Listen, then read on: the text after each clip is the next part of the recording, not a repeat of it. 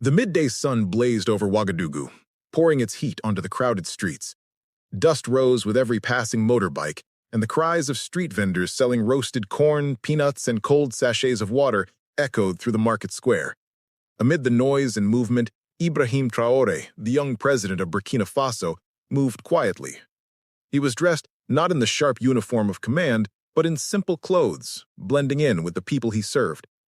He often chose days like this, away from his office, his advisors, and the formality of state power, to walk through the real heart of his nation.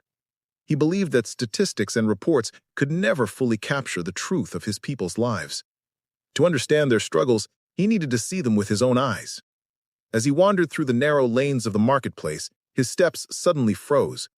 In front of a small roadside restaurant, a little girl no older than 7 was struggling to carry a heavy plastic bucket of water. Her tiny hands trembled, her face glistened with sweat, and her bare feet pressed into the hot dirt road. Halfway across, she lost her grip, the bucket tipped, and water spilled onto the ground. Before she could catch her breath, the stall owner, a large woman cooking over a fire, shouted at her angrily. The girl lowered her head, whispered an apology, and ran to refill the bucket from a nearby tap. Her torn dress and thin body told a silent story of hardship. When she returned, holding the bucket with both hands, her arms shook from the weight, but she pressed forward without complaint. Troubled, Traoré stepped closer to the stall. "This child," he asked gently, his voice steady but serious, "why is she working here instead of being in school?" The woman did not recognize him. She shrugged and said bluntly, "She is poor. Her parents send her. I give her rice to eat at the end of the day. If she doesn't work, she doesn't eat." The words hit Traoré hard. He turned his eyes back to the girl. She was wiping down a wooden table now, her large eyes downcast, her movements quick and careful. At an age when she should have been playing or learning her alphabet, she was serving customers for survival. He bent down so he was at her level. "What's your name?" he asked softly. The girl hesitated, but finally whispered, "Aminata." "And why are you working here, Aminata?" She didn't look up. Her fingers fidgeted as she answered, "Because I'm hungry. My mother is sick, and we have no money. If I work, the lady gives me rice." Her voice wavered, but she did not cry. Traoré felt something tighten inside him. He had once known hunger himself. He had seen children carrying burdens too heavy for their small bodies, and now, as president, he could not look away. He reached into his pocket and handed the stall owner some money. "Today," he said firmly, "let this girl eat without working." The woman nodded in surprise. Aminata's eyes widened, uncertain at first, then filled with gratitude. But Traoré knew this gesture was not enough. Feeding her one meal was a kindness, but it did not change her reality. What Aminata needed was not charity, but opportunity, school, health for her mother, and a society that protected children from such struggles. That evening, back at the presidential residence, he could not shake the image of Aminata staggering under the weight of that bucket. Surrounded by piles of documents and official reports, he realized how numbers often hid the truth.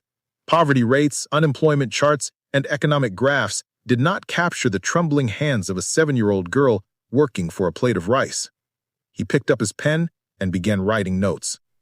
Free school meals for children, stricter laws against child labor, community programs to support parents who were too sick or too poor to provide. That night, he called his advisors and insisted that resources be redirected. He wanted action, not just words. Days later, a new campaign was announced. No Child for Hunger. Its mission was simple yet powerful. Every child in primary school would receive at least one free meal a day. Partnerships with local farmers would supply the food, creating jobs while feeding the young. Families facing illness or extreme poverty would be given support so their children could remain in classrooms, not workplaces. But beyond policy, Traoré carried Aminata's story with him everywhere. In speeches, he spoke not of faceless statistics, but of a little girl named Aminata, who had been forced to trade her childhood for survival. He reminded his ministers and his citizens that progress was not measured by roads built or buildings raised, but by the smile of a child no longer hungry. 1 month later, he returned to the same marketplace, again in plain clothes. He found Aminata sitting in the shade with a small notebook and pencil, tracing letters. Her mother, now receiving help from a community health program, sat beside her. The food stall woman, recognizing him this time, lowered her eyes with respect. Aminata looked up with a shy smile and held out her notebook. "I can write my name now," she said proudly. Traoré's heart lifted. That shaky handwriting meant more than any political victory. It was proof that small acts, followed by determined action, could change a life. For him, Aminata was no longer just a girl he had met in the marketplace. She had become a symbol of the millions of children across Burkina Faso whose futures depended on leaders daring to care. As he left the marketplace, the sound of children laughing drifted through the air. The road ahead for Burkina Faso was still long, but in those voices, in those fragile dreams beginning to take shape, he heard the promise of a brighter tomorrow. Because the true power of leadership, he knew, was not in commands or titles, but in the ability to notice a child carrying water under the scorching sun and to choose to change her story.